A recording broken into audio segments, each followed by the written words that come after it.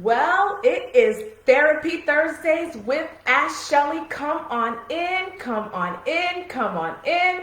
It is Therapy Thursdays with Schellie. Thank you so much for tuning in. For those of you who are coming in, make sure you click share, share, share. We are about to have another Therapy Thursday segment with your emotional intelligence expert, Schellie Fanfan. We're going to talk about injustice. We're going to talk about this just residual anger that many of us are feeling. We're going to talk about that anxiety. We're going to talk about the rage. We're going to talk about what do we do to stay healthy in this climate. What do we do to stay healthy in the midst of this climate? That's what today is about. You are logging in to Therapy Thursdays with Schellie.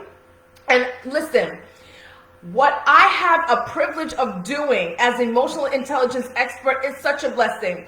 So I am a licensed psychotherapist here in Orlando, Florida, and I have the privilege of working with individuals, with couples, with families, in providing psychotherapeutic intervention. That's basically therapy to get them to their breakthrough, to get them to their other side. That is what I do. And as a licensed psychotherapist, I am often asked questions. And so I come on here every Thursday to share a question that is asked of me. And listen, I provide feedback, but I provide feedback with my consultants. If that's you, if you're logged in, stay in, share your comments, share your feedback, share your experiences. We are talking about how to channel our frustration, how to channel our anger, how to identify trauma. There is so much going on in our environment. And in order for us to truly be a force to be reckoned with, we have to make sure that we are well in our minds, well in our emotions, psychologically stable, emotionally stable. How do we do that? That's what we are talking about on today. We're going to talk about decompressing and what you are doing to decompress. So make sure you click share, share, share. This is about adding tools to your wellness toolbox or to the wellness toolbox of someone that you love and you care for. So make sure you click share. You never know who is going to see or hear this live. I want you and encourage you to engage. Let us know what you do to stay calm. Let us know what you do to decompress. What do you do to channel your anger? What do you do to channel your frustration? This is what we're doing. It's about each one teach one. This is not therapy. It is not therapy. It is an opportunity for me and you to provide feedback to a fellow family member who wants some feedback, that wants some input. So I'm going to go ahead and share the question.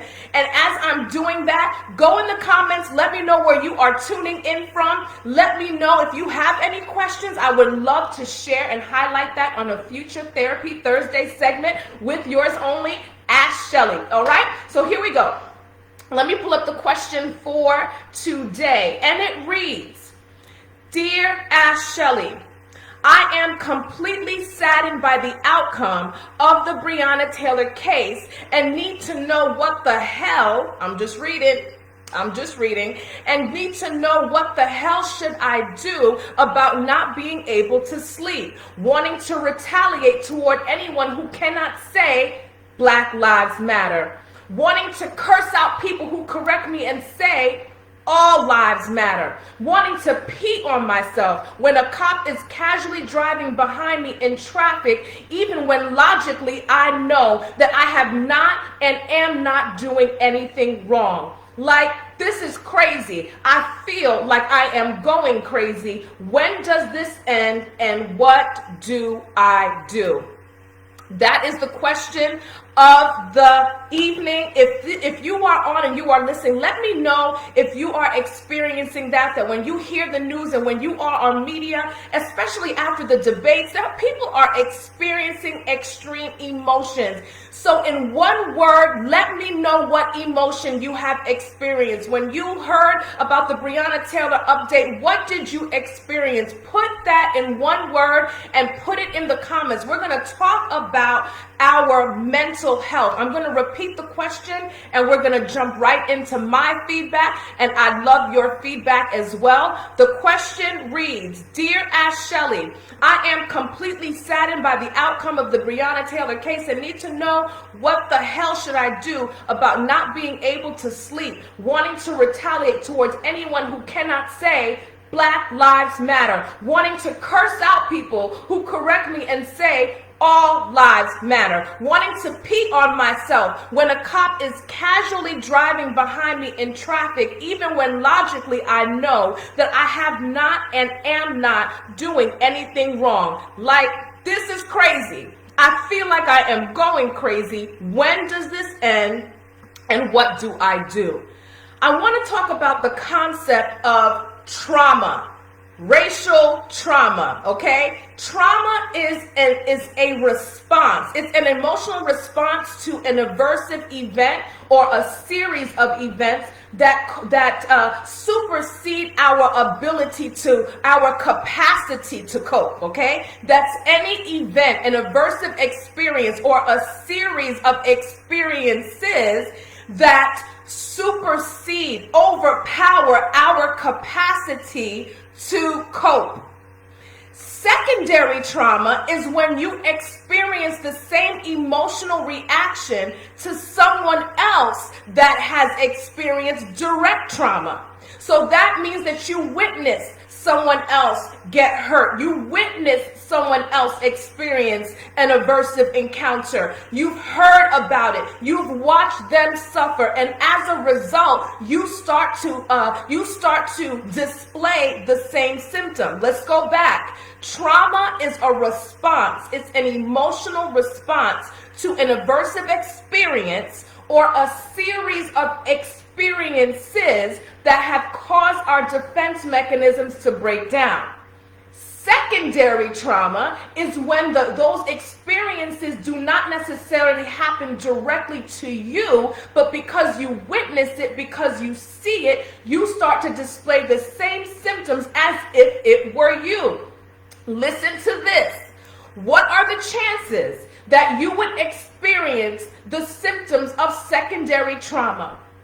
When you think about the victim, the more similarities that we have with the victim will increase the chances that we too will experience secondary traumatic symptoms. So let's say that there is a young, middle-aged African-American female that had some type of injustice happen to her. And here we are, we're seeing it on the news, we're hearing about it. Well, listen, I'm a Black American woman, right? I am middle-aged, right? And so because there are similarities there, the chances of me experiencing secondary trauma are high. And so here we are as a people. Every day we are seeing images. We are hearing about the stories. We are reading about the stories. Media is inundated with it. People are marching, and I understand people are feeling like we're losing momentum and things of that nature. But we see it. And there are similarities because we see our culture, we see our color, we see, even though it's not our children, but we can see how our children may end up in a situation like that. We can easily see how our husbands, our loved ones could easily end up in a situation like that. So it increases the chances of us experiencing these symptoms. And we're going to talk about those symptoms in just a little bit. So what happens when we are in our trauma brain? When we are in our trauma brain and we are experiencing trauma, your brain does exactly what it is designed to do, and that is to protect you. We call it a trauma brain. Trauma brain is when the emotional centers of your brain are completely on, they're lit. Your emotional centers of your brain are completely lit. And it is telling you, I hope you guys can hear me okay. I hope this microphone is not rubbing against me. Please let me know that you can hear me okay. Hello, Cincinnati. Thank you for joining Michael Scott. Hello, Clardy Grace from Arkansas. Octavia from Birmingham, Alabama. Hello. Clardy Grace says, Angry, that's good. Many of us are. Lorna Prather from Wisconsin, hello. Warren Edwards from Chicago, hello, hello, hello. Let me know how you are feeling about our climate right now. People are just frustrated. Put it in one word and put it in the comments. So here we are. We're talking about the trauma brain. So your emotional centers are lit. And your body is saying we are in danger. We have to preserve our life. And so we go into something called fight or flight mode, right? Where you're either going to fight to get out or you're going to flee to get out. And so a lot of the times people are saying, why resist arrest? Why run when you're having a simple traffic stop? That is because so many of us are in our trauma brain that all we can see is survival. Even for a simple traffic stop, all we see is that I don't care if it's just a broken taillight, the chances of me dying as a result of this very simple traffic stop is high. That's what the trauma brain does. And so it's not surprising to see the images of individuals, young black men resisting arrest or trying to flee the scene. It is because they are in their trauma brain. Many of us are in our trauma brain and we don't even realize it. And I'm going to go into that symptomology in just a second. So this is the thing though, when you are in fight or flight mode, and when the emotional centers of your brain is back here, it's called the amygdala, when that's lit, when that's on 10, there's something that gets suppressed, and that's our frontal lobe, the part of our brains that help us to forecast the consequences of our actions. When the emotional centers are lit, then the frontal lobe is suppressed. We're not thinking clearly. We're not thinking logically. We're not really assessing the consequences or forecasting the consequences of our actions. So we have a responsibility to do what we need to do to stay mentally well in order to calm the emotional centers of our brain so we can think clearly, even in the midst of a traffic stop or something that can potentially go wrong. Right? So all of us are angry and we are seeing these images, and some of us can't sleep, and some of us are so angry, some of us are irritable, some of us want to just explode at work. And many of us are in our trauma brain. And so we're going to talk about things that we can do to make sure that we are taking care of our mental health so that we are not continuing to normalize abnormalities. We have to be able to see that, you know what, I think I'm experiencing some trauma here. I can't sleep. I have these crying spells that are not triggered by anything. And so it is important for us to play an active role in our mental health, and we're going to talk about it. The first thing I want to do is talk about 3 main ways that people have dealt with the frustrations of our climate, specifically as it relates to the injustices that we see each and every day. The 3 A's. There are 3 A's. The first one is avoidance.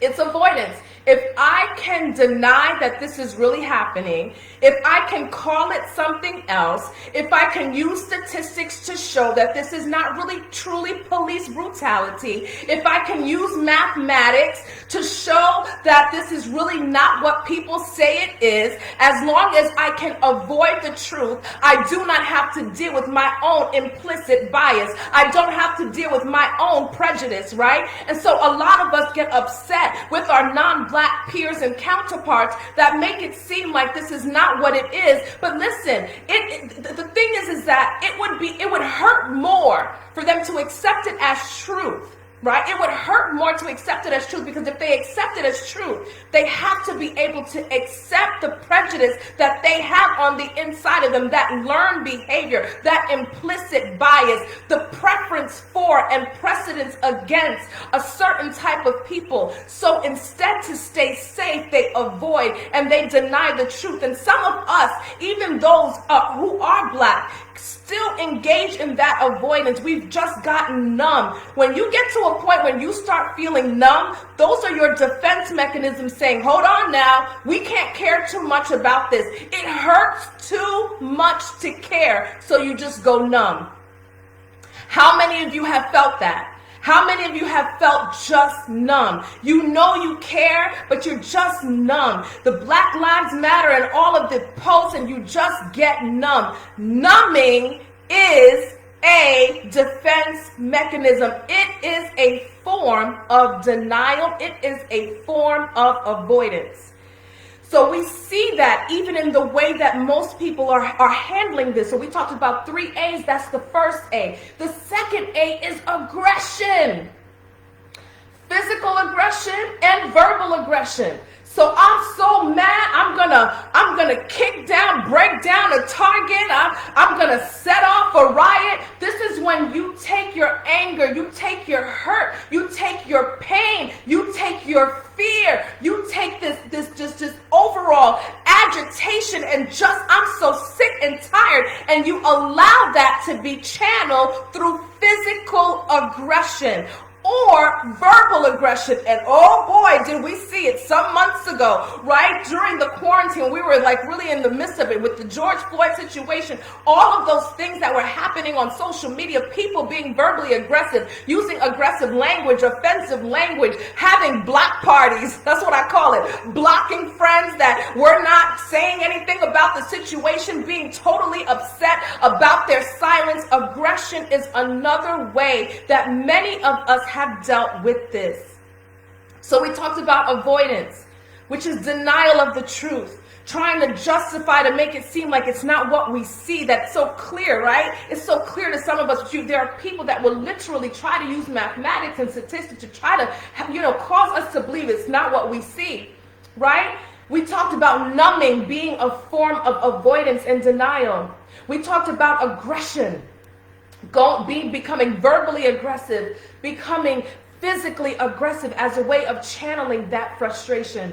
And the last A, which is the most productive, is taking action. These are individuals that have been able to identify their anger, identify their shame, their guilt, identify the fact that I don't even want my son to leave the house. I don't want my husband to leave the house. I don't want my wife to leave the house. They have been able to identify their emotional responses, their emotional reactions, and they have taken all of that energy and they have put it into action. They are marching. They are helping organizing. They're finding local community organizations and they are joining. They are trying to raise money for candidates that can go to the White House, that can sit at the legislative table and play a part in reforming legislation. These are people that have taken how they feel and have channeled it in a way that is actually productive. Which one are you? Are you an avoider? Are you an aggressor? Are you one that takes action?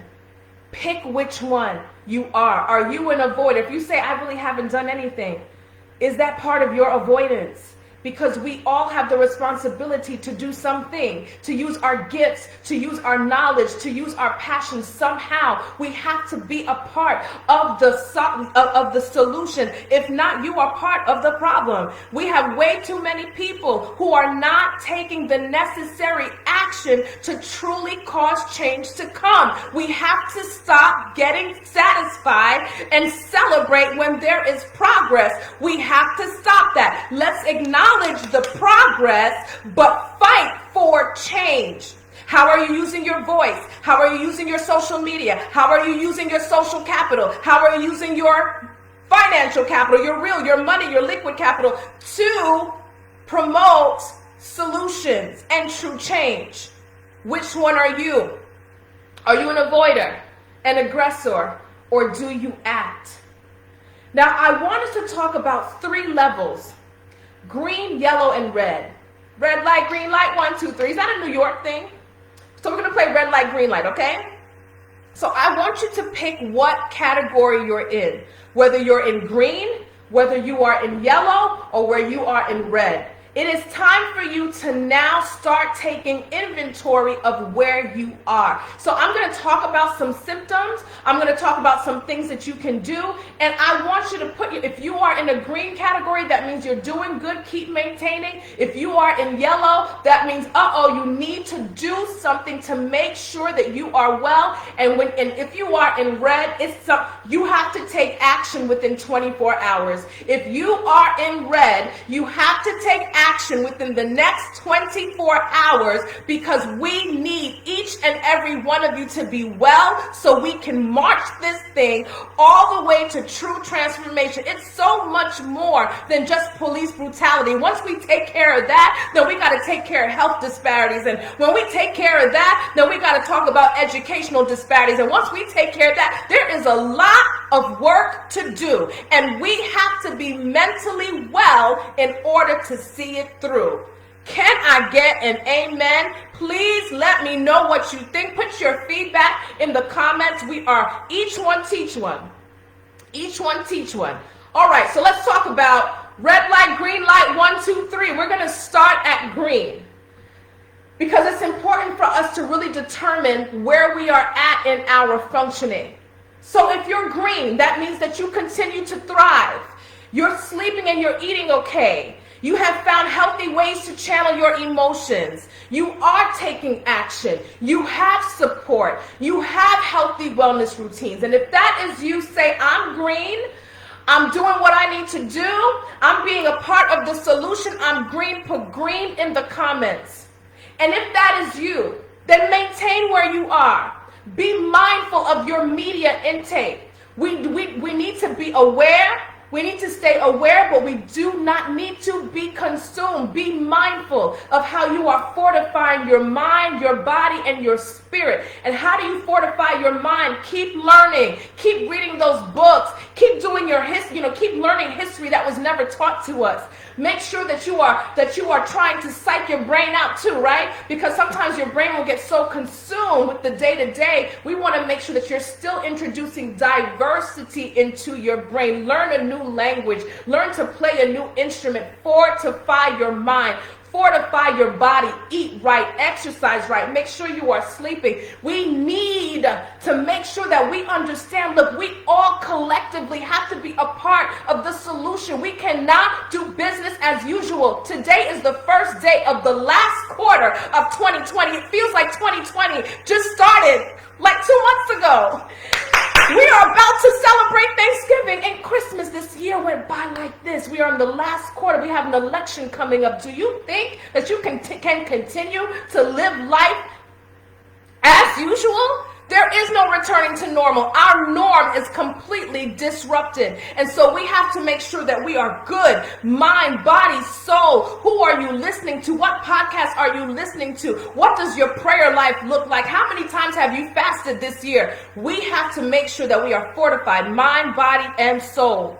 We have to align with builders. These are people that are speaking life. They are positive. They're not among the angry. Because listen, anger resides in the bosoms of fools, especially if you're not channeling that anger in something productive. Make sure you are aligning yourself with builders, those who are taking action, and be sure to use your words to spread positivity, to speak life, to speak hope. A lot of what many of us are going through, those who are going through challenges, are a direct result of something that you spoke. Word curses are real. So watch what it is you say. I take personal offense to those that continue to speak death over 2020. Speak life. Choose to prosper, even in the midst of the challenging. Choose to overcome, even in the midst of the challenges. Make sure that you are very, very intentional about how you use your words. So if you're green, tell me you're green. Here's yellow. Here's yellow. You often think about what if. You are experiencing so much anger that it literally causes your moods to shift. Your anger is causing your perspectives to shift. People that you thought were safe friends. Oh, I don't know if you're so safe anymore. You don't trust people around you. You are seeing changes in your sleep patterns. You are seeing changes in your eating patterns. You are experiencing fear. You are still able to function though. You're still able to function, but you are not in a state of calm. You always just kind of feel a little hyper vigilant. Even when you're supposed to be in a relaxed state, you still feel that residual energy. It's like a nagging feeling that you cannot shake. You find yourself feeling irritable. You're having issues concentrating, and you find yourself playing back messages with things that you have heard, images you have seen. Even when you're not thinking about the issues at hand, it's still there. If that's you, give yourself a yellow. Put it in the comments. It is important that you get therapy now. All right? It's important that you get therapy now. You have to counteract, because what we are seeing are warning signs, and they can only get worse if you are not pushing back against it. So do not normalize abnormalities. We have to stop doing that. Get the help that you need, and do so fast. Make sure that you are intentional about your morning routines. You're very intentional about your evening routines, and I'm talking about a morning wellness routine and an evening wellness routine. If you cannot say that every morning I get up at 4:45 and I do X, Y, Z, right, and A, B, and C before I start my day, you are in the danger zone. If you don't have an evening wellness routine where you can say, when everything is done and the dishes are washed and the kids are asleep, I do X, Y, and Z to decompress, you are in the danger zone. In order to be mentally well, you have to do it with intention. You should have a morning wellness routine and an evening wellness routine, period. You have to be intentional. You have to be intentional about decompressing. Decompressing, taking your stress from a 10 to a 4 so you can sleep okay. That's a skill that many of us don't have. Taking your anxiety from a 10 to a 4, that's a skill that many of us don't have. So you got to be intentional, aligning yourself with optimistic people that are movers and shakers, that cause you to channel your feelings and your emotions in a healthy way, in a healthy way. So if that's you, that's yellow. That means that you're experiencing all this, but you are still functioning. And then there's red. There is red. You cannot think. You cannot focus or maintain concentration. You're feeling fear for yourself. You're feeling fear for your loved ones. You're eating too much, or you're eating too little. You are sleeping too much, or you are sleeping too little. You can't get your thoughts to stop. They just race and perseverate. It's like recycle. It's on a recycle. You're on edge. You're feeling aggressive. You have overwhelming frustration. You imagine the worst possible outcome almost every day, all day.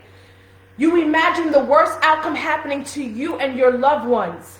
You have nightmares. You're sick to your stomach. You're experiencing physical symptoms like a stomach ache. Women, your menstrual cycles are off, or you're feeling migraines. You're feeling sadness and overall depression. You find yourself being very emotional, maybe even crying without a trigger. You feel hopeless. You find yourself not thriving in 2 or more areas of your life. Your patterns of behavior. Your behavioral patterns are different. You may feel that your hands get sweaty when you think of these things. Butterflies in your stomach, like I said. Heart palpitations. You cannot stop your thoughts. If this is you, you are breaking down. This means that your defense mechanisms may have reached capacity and you need therapy.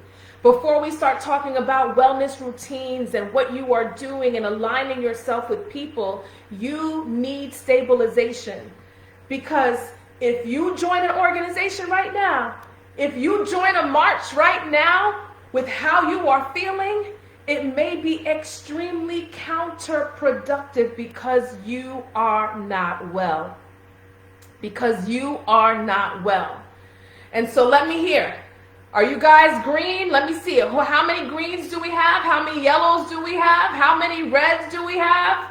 Let me know how you're doing in this time. We're talking about how we're dealing with all of this frustration, all of the injustice. We talked about the importance of making sure that you are channeling it as active as possible, that you are taking action. You're using your skills, your abilities, your talents, your connections to be a part of the solution. All of us have the responsibility.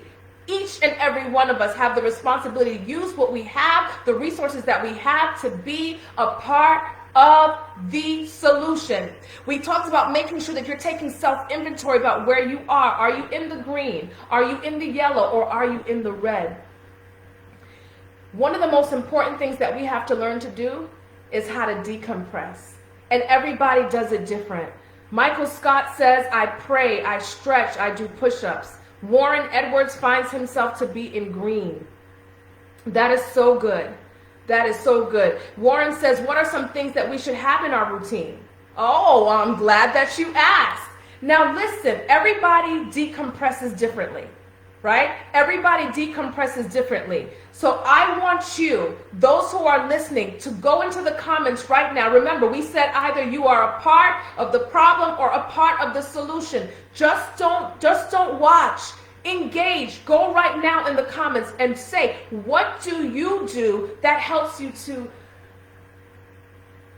decompress? Tell us what that is. I'm going to share a couple of tips here while you guys let us know what you do. Some healthy ways to decompress is journaling. I have had people say that's a white thing. Why is that a white thing? Why is taking your emotions and channeling them through writing a white thing? Can somebody help me? This is it's channeling. It is processing. It's dumping. It's like emotion dumping, and it's actually extremely powerful, especially for those who do it consistently. Another way to decompress is gratitude. To really just start thinking about the things that you are completely grateful for. The fact that you can breathe independently right now. My God, thank you, Lord. I have a friend that just flew here from Buffalo, New York, whose mother is on a ventilator, a breathing machine right now. You know, sometimes we wait for calamity to hit us or calamity to hit the people that we love and care for to then say, Lord, thank you. But it's important that we do it on a routine basis. Sometimes it'll help us to kind of time out from all the chaos in the world when you just focus on the things that you are most grateful for. Another thing that you can do at the end of your day is really think about all the things that went well for you that day, and what do you need to do to continue to keep that process going with the things that you absolutely love. And take a look at your day and reflect on your day and think about those things that you didn't really like too much, the outcomes that were not so pleasurable, and what can you do tomorrow to make it better. This helps you to stay proactive. It helps you to stay in power in your life. The next thing is exercise. That's such an important way of channeling emotions. And I'm talking about exercise where you are breaking a sweat, about 30 minutes, going hard. You're breaking a sweat. You're stretching your muscles. Oh my gosh, it's important to stretch so that you have full, you're maximizing the blood flow in your body. After a good exercise, you can, even if you exercise in the morning, you are still channeling that extra emotion, that some of that extra energy. You're channeling it in a very productive way. You're causing your brain to produce all those great neurotransmitters, that dopamine, you know, the stuff that makes us feel good, the things that cause us to feel strong and to feel stable and to feel happy, right? And so it's important that you do that. People who exercise find it to be easier to decompress in the evening. And I know this is going to sound cuckoo for Cocoa Puffs. Every time I say that, people look at me crazy. I had a client who was like pretty close to being a millionaire, a defense criminal attorney, right? Who used to color before every trial. Coloring has so many mental health benefits. Fact check your emotional intelligence expert if you don't believe me. Coloring is a very good way of decompressing. Knitting and crocheting, taking long walks, just sitting still. Some of us don't even know how to sit still, to sit in our emotions and to sit in our thoughts. No radio, no TV, just sitting still. And what does that look like? That looks like making sure that you have created boundaries so your wife, so your husband, so your children understand that when you are decompressing, it is non-negotiable. There are no interruptions. We have to set those boundaries. Go in the comment section in all caps and put boundaries. You need good boundaries in order to be able to take care of yourself. There are needs that you have that only you can meet. There are needs that you have that only you can meet. So we talked about coloring and knitting, taking walks, sitting still, intentional breathing. Intentional breathing. And we're going to do an intentional breathing exercise together before we close. Taking long baths. Love lotioning. What is that? That's when you actually take your time. You know, we get so used to just lotioning the parts of our body that people can see is ashy. But we really don't take the time to really love on our skin. And so this is after you take your shower, you take that good smelling lotion, you put your Luther Vandross on, your Nora Jones, or whatever floats your boat, your Marvin Gaye, whatever you do, right? This is you just alone, and you are lotioning every piece of, every inch on your body, nice and slow, starting from your face, going to your neck, behind your ear. You want to make sure that you have assured that every part of your body is lotioned. You're doing it slowly. You're being very intentional about your breathing. You're allowing that music to calm you down. YouTube is great with thunder sounds if that's you, rain sounds if that's you, beach sounds if that's you. You're being intentional about giving yourself what it needs, giving yourself what you need. Music, making sure that you take your anxiety and all of your emotions, take it to your creativity, take it to your gift. Take that anxiety to your gift. Take that anger to your gift. Dump it on your gift. Allow yourself to be creative. Yes? So those are just some tips, some things that you can do. Let me see here if anyone added what they do to decompress. Anybody else color? I color. Anybody else color? Let me see what you guys got here. Boundaries, boundaries, boundaries. Yes. Yes. You think that people are just going to leave you alone? Especially if you're the head of household, you're the one that cooks, you're the one that takes it. No, you got to create boundaries. Because without boundaries, you will never be able to effectively give yourself what you need. So we're going to do a breathing exercise and then we're going to close. So actually we'll do two. So this one is called finger breathing. And this is when forever you're going to take each finger and you're going to put it to your thumb, right? So you can do pinky, ring finger, middle, index, index, middle, ring finger, pinky, pinky, ring finger, middle, index, index, middle finger, ring finger, pinky, right? So what you're doing is for each one, each time you place a finger on your thumb, you're going to take one little breath in. So that means you're going to do 4 in,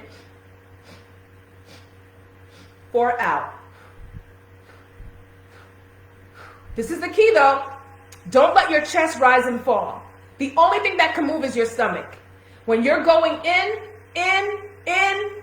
your stomach should go out, out, out, out. And when you breathe out 4 times, it should go shrink, shrink, shrink, shrink. Are we ready?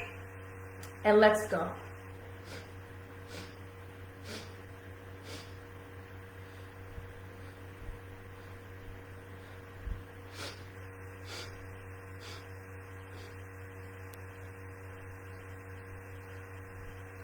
You do that 20 times.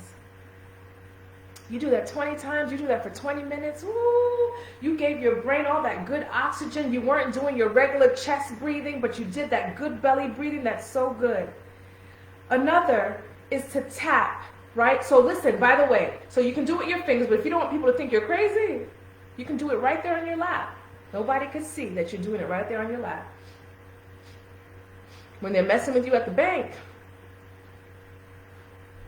right there, doing that finger right on your lap, right? So you can also do something called square breathing. It's diaphragmatic breathing. This is when you're breathing through your stomach. We're still going to go in through our nose, right? All the way up. And we're going to hold that thing. And then you're going to go 4 counts out like you're blowing out of a coffee straw. Okay? Like those little coffee straws, right? So you're going to go in through your nose slowly and control all the way in, 4 counts, and then you're going to hold it.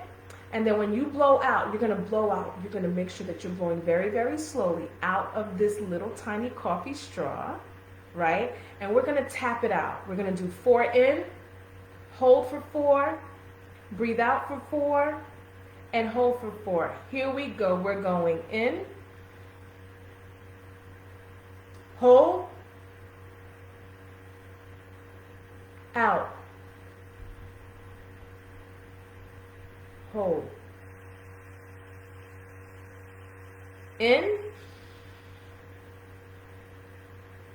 hold,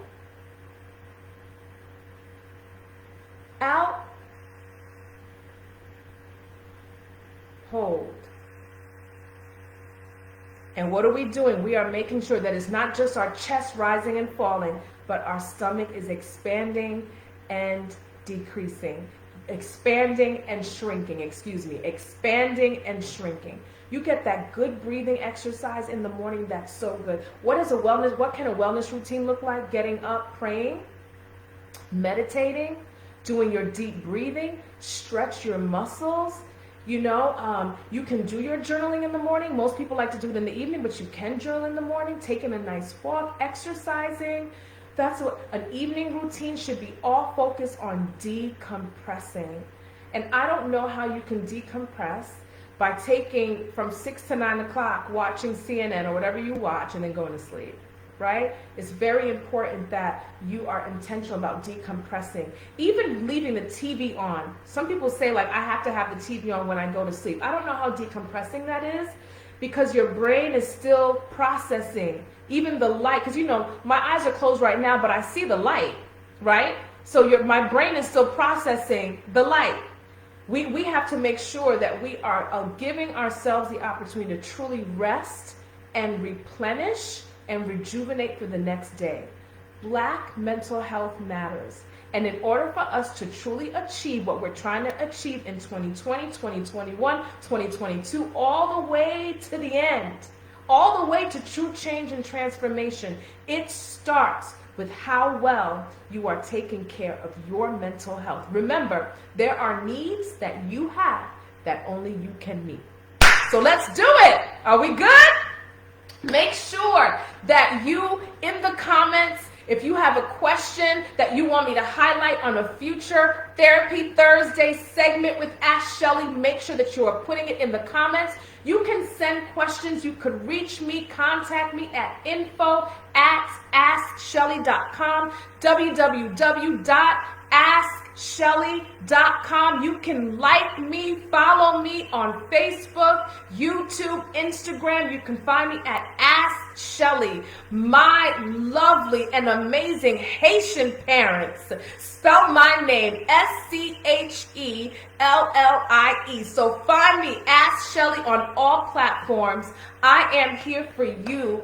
Use, glean, pull, withdraw, reach me. Let's do this together. If there was anything that you heard today that made you feel like, oh my God, I think I'm in the breakdown stage, you know what? Do yourself a favor and prioritize your mental health, because we need you. Can't nobody do it like you. You are in your lane and there is no competition. So we need you to be well, to carry out the purpose and the intention God had for your life when He created you. He created you fearfully and wonderfully and with intention. He had a specific intention when He created you. So you have the responsibility to get well, because you owe us that. You know, who said that we only owe people but to love them or respect them? What is that? Whatever it is. No, you owe me your gifts. You owe your gifts to the entire world. So get well and serve so we can die MT. Amen. Thank you so much for tuning in. See you next Thursday at 6 p.m. Central Standard Time. Make sure that before you leave, if you haven't shared yet, click that share button. Let's do it. Let's dominate together. See you in a week. Blessings.